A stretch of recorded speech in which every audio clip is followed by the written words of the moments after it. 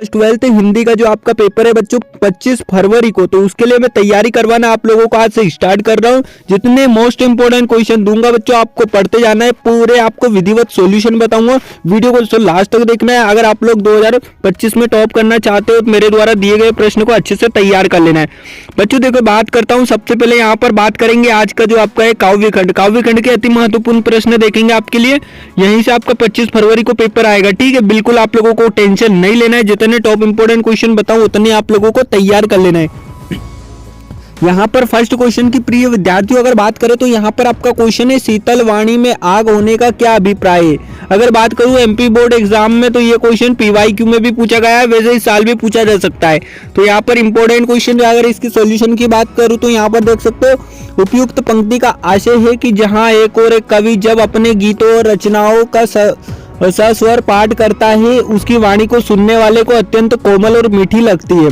संवेदनशील हृदय से निकले कवि के उद्गारों शीतलता, किंतु वास्तविकता में कवि के गीतों में उसका विद्रोही स्वर छुपा होता है। ऐसे ही उसकी वाणी बाहर से शीतल होते हुए स्वयं के क्रोध से आग को समेटे रहती है।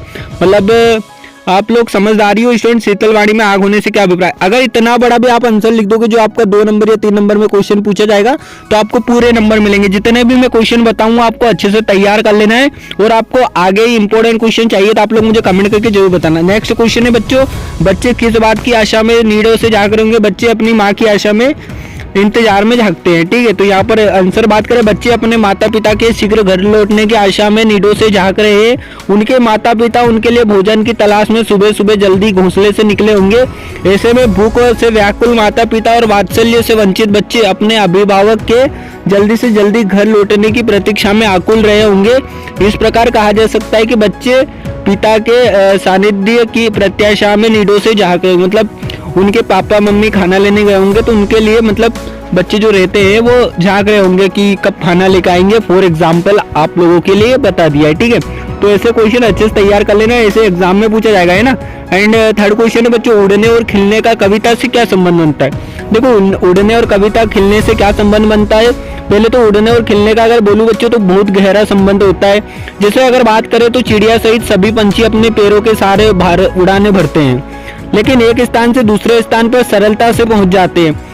कविता भी चिड़िया की तरह होती है, उड़ान भरती है। कवि अपनी कविता में कल्पना की उड़ान भरते भरते पता नहीं कहां तक पहुंच जाता है, आप इतना जानते हो। ठीक है, तो अनंत तक ऊंचाई की यात्रा कर लेता है कवि। चिड़िया का तो कभी ना कभी थककर वापस धरती पर लौटना होता है, जबकि कविता की उड़ान चिरस्थायी होती है, वह तो आने वाली कई पीढ़ियों तक अपने प्रभाव छोड़ती है। ठीक है, एंड नेक्स्ट देखते हैं, उड़ने के साथ साथ कविता में खिलने का भी गहरा संबंध है। जिस प्रकार कोई पुष्प खिलकर अपनी आभा से ना सिर्फ देखने वाले को आनंदित करता है अपितु अपनी सुगंध को भी चारों ओर फैलाता है, ठीक उसी प्रकार कविता भी फूल की तरह रसिक और श्रोताओं को आनंद और अनुभव कराती है। वास्तव में फूल तो कुछ दिनों में मुरझा जाता है, अपनी सुगंध खो देता है, किंतु कविता के खिलने से संपन्न उत्पन्न संस्कारों की सुगंध सनातन होती है ना। तो यहाँ पर इस प्रकार कह सकते हैं कविता में उड़ने और खिलने का गहरा संबंध है। बाकी इसकी पीडीएफ चाहिए बच्चों तो टेलीग्राम चैनल ज्वाइन कर लेना। ठीक है, वहां पर आपको मिल जाएगी। बाकी यहाँ पर सभी सब्जेक्ट की आपकी बेहतरीन तैयारी कराई जाएगी, आप लोगों को कोई टेंशन नहीं लेना है। एंड नेक्स्ट क्वेश्चन बच्चों आपका आता है चौथा, जो कि कविता के संदर्भ में बिना मुरझाए महकने के क्या माने होते हैं। देखो कविता की लुल्ला फूल से करते हुए कवि कहता है कि अपनी सुगंध के लिए सिद्ध फूल क्षण भंगुर होता है, वह अपनी सुंदरता से सभी प्रकार को लुभाता है और उसकी सुगंध विधि को आनंद प्रदान करती है, किंतु कुछ ही समय से उसे मुरझाना होता है। ऐसे में उसकी सुगंध जो होती है बच्चों, आभा और सुगंध दोनों क्या समाप्त हो जाते हैं। अगर दूसरी ओर बात करें तो कविता एक ऐसा पुष्प है जो एक गार सृजित होने के बाद भी अनंत काल तक अपने भावों एवं संस्कारों की महत्व से श्रोताओं को आनंदित करता है, वह बिना मुरझाए सदैव महकती है। ये आपका क्वेश्चन का आंसर हो गया। एंड नेक्स्ट अगर बात करें बच्चों तो नेक्स्ट क्वेश्चन आपसे पूछा जाता है भाई भाषा को सहूलियत बरतने से क्या अभिप्राय है। ठीक है, तो यहाँ पर भाषा सहूलियत को बरतने से अर्थ होता है रचनाकार भावों के अनुरूप ही सहज एवं सुग्राह्य शब्दावली का प्रयोग करे, अनावश्यक आडंबरपूर्ण गूढ़ शब्दावली कथ्य के प्रभाव को कम करती है और इसमें कविता के उद्देश्य पर भटक नहीं क्लिष्ट भाषा के दुष्ट में फंसे लोग कवि को सरलतम शब्दों में अपनी बातें और श्रोताओं एवं पाठकों तक पहुंचाती है। ये भाषा को सहूलियत बरतने का अर्थ अभिप्राय है। एंड नेक्स्ट बच्चों आपका है पतंग उड़ाते समय बच्चे किस स्थिति में पहुंच जाते हैं। तो आपने देखा होगा कि बच्चे पतंग उड़ाते समय ऐसी दुनिया में चले जाते हैं, अगर छतों पर डोलते हैं इस स्थिति में वे खतरे से भी बिल्कुल बेखबर हो जाते हैं पतंग उड़ाने की छात में, ठीक है। एंड यहाँ पर 7वां क्वेश्चन है बच्चे पहले भी अधिक निडर कब हो जाते हैं। बच्चे कवि आलोक धनवाजी कहते हैं कविता में कि पतंग के मुताबिक बच्चे पतंग उड़ाते समय छत से गिरकर बचने के बाद ज्यादा निडर हो जाते हैं, ठीक है। एंड नेक्स्ट बात करें बच्चों तो उषा कविता में भर नभ की तुलना किससे कही है। कविता उषा में भोर के नभ की तुलना राख से लुपे हुए गीले चौके से की गई है। ऐसा इसलिए कहा गया क्योंकि सुबह के समय आकाश धुंधला होता है और उसका रंग राख से लिपे चौके जैसा मटमैला दिखाई देता है, ठीक है। एंड 9वां क्वेश्चन भी आपको तैयार कर लेना बच्चों, जितने आपको बताऊंगा आपको तैयार करते जाना है। उषा का जादू उषा का जादू क्या है और क्यों टूट रहा है। उषा का जो जादू होता है बच्चों वो सूर्योदय के समय टूट जाता है क्योंकि सूरज की किरणें आकाश में छाई ललिमा खत्म हो जाती है। उषा का जादू वह कोई रहस्यमयी और अजीब स्थितियां पैदा करता है, ठीक है। तो इसको भी आप लोगों को तैयार कर लेना है। एंड 10 क्वेश्चन है आपका कवि ने प्रातःकालीन वातावरण के सामान्य नील संग से क्यों की गई है, ठीक है। तो यहाँ पर बच्चों बात करेंगे कवि ने प्रातःकालीन वातावरण की तुलना नीले संक से की है क्योंकि सुबह के समय जो आसमान गहरा नीला दिखता है वो नीले संक का रंग भी बहुत सुंदर होता है। कवि ने संक की तुलना करके सुबह के प्रातःकालीन वातावरण के रंग को वर्णन किया है, ठीक है। अगर इसके अलावा देखें तो बच्चों यहाँ पर नीला संक पवित्रता का भी प्रतीक है, प्रातःकालीन आकाश भी पवित्रता का प्रतीक है। कवि ने उषा कविता में प्रातःकाल के दृश्य का बहुत सुंदर वर्णन किया। इस कविता में कवि ने संदेश दिया कि प्रातःकाल की तरह भी हमें भी अपने जीवन की गतिशील और जीवंत रखना चाहिए। अगला प्रश्न अगर बात करें तो यहाँ पर बादल को न बरसने के कारण किसान की स्थिति किस प्रकार की हो गई है। तो बादल के बरसने की वजह से किसानों की स्थिति बहुत खराब हो जाती है। बारिश ना होने की वजह से सूखा पड़ता है और इससे किसानों की फसलें खराब हो जाती है। सूखे की वजह से मिट्टी में नमी कम हो जाती है और भूजल स्तर भी कम हो जाता है। ये तो आप लोग मन से भी लिख दोगे तो नंबर मिल जाएगा, ठीक है। नेक्स्ट है आपका बच्चों की बादल बरसने के बाद प्रकृति में क्या क्या परिवर्तन होता है।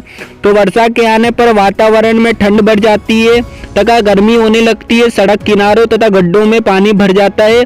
अत्यधिक पानी जमा होने के कारण वह पानी सड़कों पर आने लगता है जिससे उन्हें बारिश में होने वाली बीमारियों पर खतरा बढ़ जाता है, ठीक है।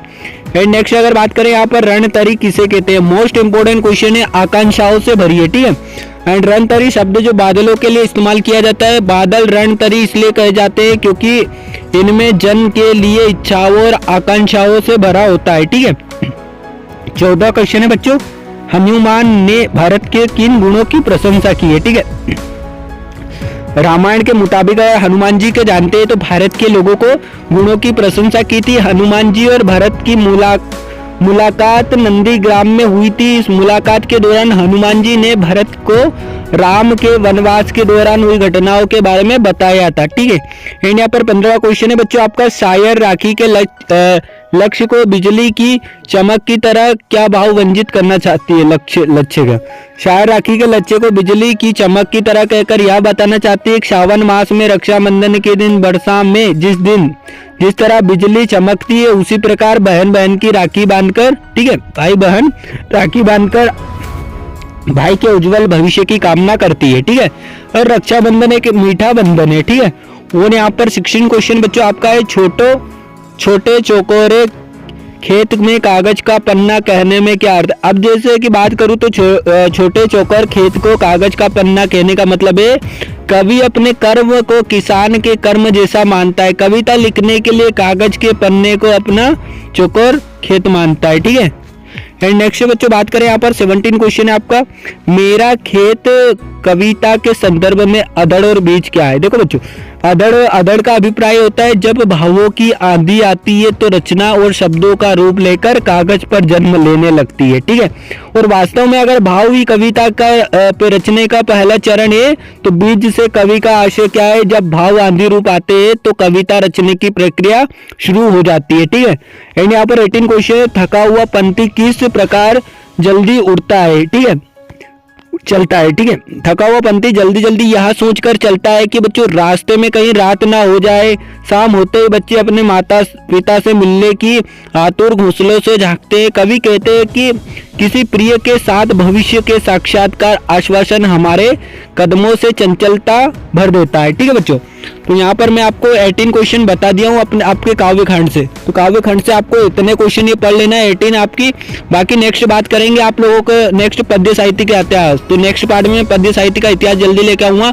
अभी तक आपने हमारे यूट्यूब चैनल को सब्सक्राइब नहीं किया हो तो कर लो, और ये वीडियो अपने दोस्तों को जरूर शेयर कर दो जिसका भी 25 फरवरी को पेपर है एमपी बोर्ड एग्जाम का, तो उनको भेज दो, बेहतरीन तैयारी हो जाएगी। एक बार जरूर पढ़ के जाए, आपको ऑल सब्जेक्ट की तैयारी यहीं पर कराई जाएगी, फिजिक्स केमिस्ट्री बायो, चाहे आप आर्ट्स स्ट्रीम से हो चाहे आप कॉमर्स स्ट्रीम से हो। ठीक है विद्यार्थियों, तो thanks for watching, best of luck, take care, bye bye. बने रहिए आपके अपने यूट्यूब चैनल फेमस एजुकेशन पर।